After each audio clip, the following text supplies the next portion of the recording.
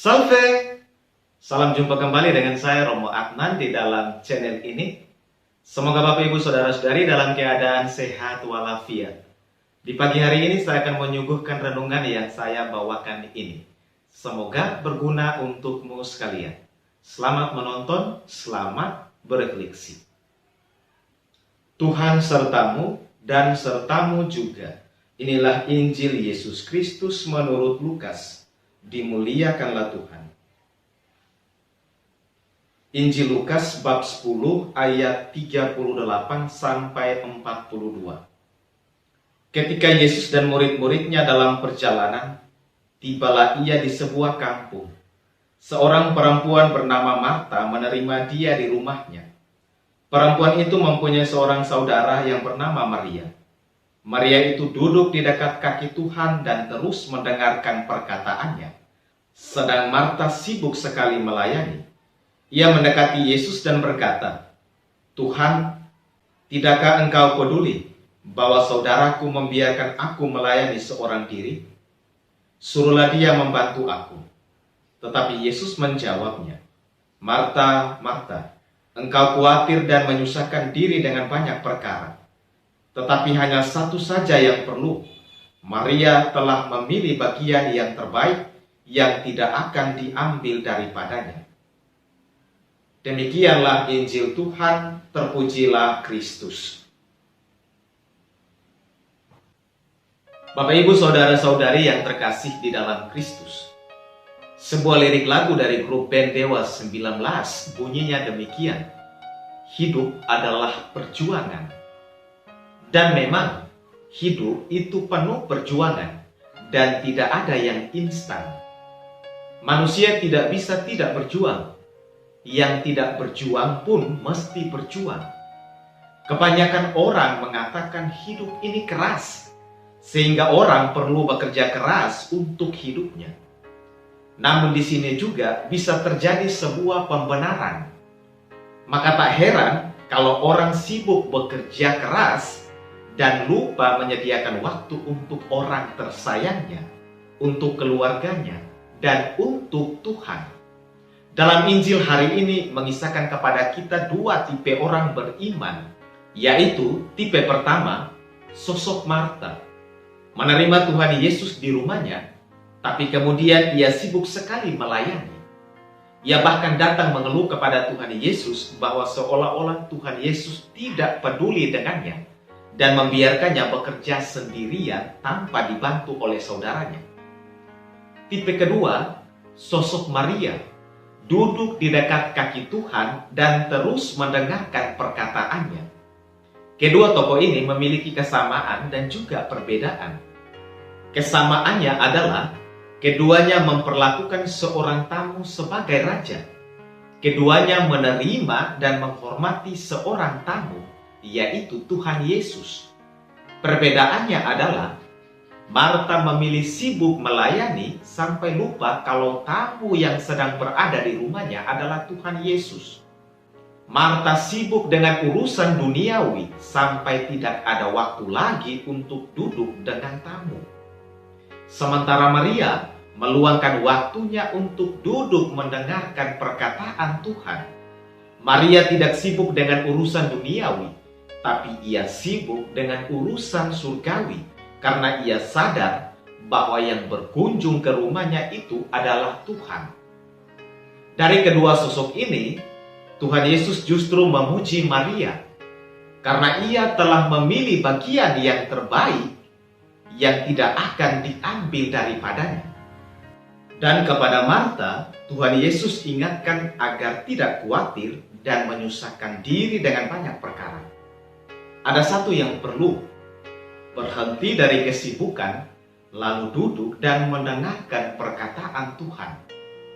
Tuhan Yesus tidak melarang Marta untuk melayaninya, tapi dia ingin menyadarkan Marta untuk melayani dengan tulus dan ikhlas, tanpa merasa terbebani dan tanpa mengeluh. Tuhan Yesus ingin menyadarkan Marta bahwa dia amat peduli dengannya, sehingga dia bertamu ke rumahnya. Tuhan Yesus tidak ingin Marta kehilangan bagian terbaik, yaitu bersama dengannya berbahagia dalam kerajaan surga. Bapak, Ibu, saudara-saudari yang terkasih di dalam Kristus, dua tipe orang ini ada juga di kalangan kita. Ada orang yang sibuk dengan pekerjaan dan pelayanannya, sibuk mencari nafkah, sibuk dengan aneka macam kegiatan, sampai-sampai tidak punya waktu lagi untuk suami atau istri dan anak-anak, sampai tidak punya waktu lagi untuk Tuhan, sampai-sampai tidak punya waktu lagi untuk duduk dan mendengarkan firman Tuhan.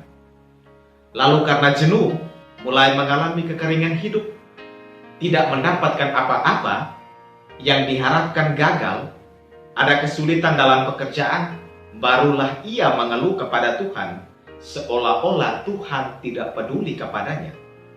Ada orang yang sadar bahwa Tuhan jauh lebih penting dari apapun dan siapapun. Maka setiap saat ia duduk di depan salib Tuhan, duduk membaca kitab suci, dan duduk mendengarkan firman Tuhan. Hari ini Tuhan ingin kita memiliki bagian yang terbaik, yang tidak akan diambil dari kita. Tuhan ingin kita mencari hal yang fundamental, yang berguna untuk hidup kita kelak. Dan saya pikir sabda Tuhan pada hari ini cocok dengan sabda Tuhan ini. Carilah dahulu kerajaan Allah dan kebenarannya, maka semuanya itu akan ditambahkan kepadamu. Kita diajak untuk mencontohi dua ciri orang tersebut dalam hidup kita, yaitu melayani Tuhan tanpa mengeluh, melayani orang lain tanpa mengeluh, tanpa terbebani, menjamu Tuhan di rumah hati kita, menyediakan waktu untuk membaca firman Tuhan, menyediakan waktu untuk orang terkasih kita, dan menyediakan waktu untuk duduk di kaki Tuhan dan mendengarkan firman-Nya. Tuhan tidak mempersalahkan pekerjaan dan pelayanan kita. Intinya, kita bekerja dan melayani dengan tulus dan ikhlas, tanpa ada beban. Punya waktu untuk duduk di dekat Tuhan dan mendengarkan firman-Nya. Sesibuk apapun kita, jika kita punya waktu untuk duduk bersama dengan orang tersayang kita, duduk mendengarkan orang yang ada di dekat kita, duduk di dekat kaki Tuhan dan mendengarkan firman-Nya, maka kita telah mengambil bagian yang terbaik yang tidak akan diambil dari kita. Bapak, Ibu, saudara-saudari yang terkasih di dalam Kristus, zaman sekarang banyak terjadi masalah karena orang kehilangan kebahagiaan iman, yaitu kurang berbuat baik. Kita sekarang kehilangan model keberimanan yang alamiah. Kadang kita mengundang orang, tapi bukan spontan, melainkan mengada-ada. Orang beriman adalah orang yang tahu menghargai tamunya, memberikan kesempatan kepada orang untuk menumpang di rumahnya. Ciri orang beriman adalah ramah tamah, gembira, bahagia ketika ada orang lain, dan bukannya merasa terbebani dengan kehadiran orang lain. Orang beriman itu orang sibuk, pekerja keras, mencari nafkah, melayani orang lain, tapi tidak melupakan Tuhan, selalu bersama Tuhan, selalu berjalan bersama Tuhan, selalu ada di dekat Tuhan.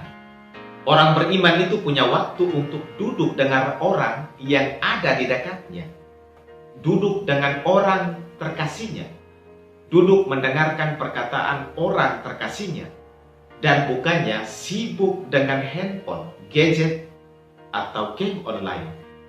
Orang beriman adalah orang yang selalu ada waktu duduk di kaki Tuhan dan membaca atau mendengarkan firman Tuhan. Marilah kita belajar untuk punya waktu bagi orang yang ada di dekat kita dan punya waktu untuk duduk di dekat kaki Tuhan dan mendengarkan firman-Nya. Marilah kita memohon doa dari Bunda Maria agar kita memilih bagian yang terbaik yang tidak akan diambil dari kita. Amin. Selamat pagi dan selamat berkarya. Salve, Tuhan memberkatimu sekalian. Bapak, Ibu, saudara-saudari yang terkasih, terima kasih sudah menonton video ini. Jika suka dengan video ini, silahkan like, komen, subscribe, dan bagikan juga dengan teman-teman kalian.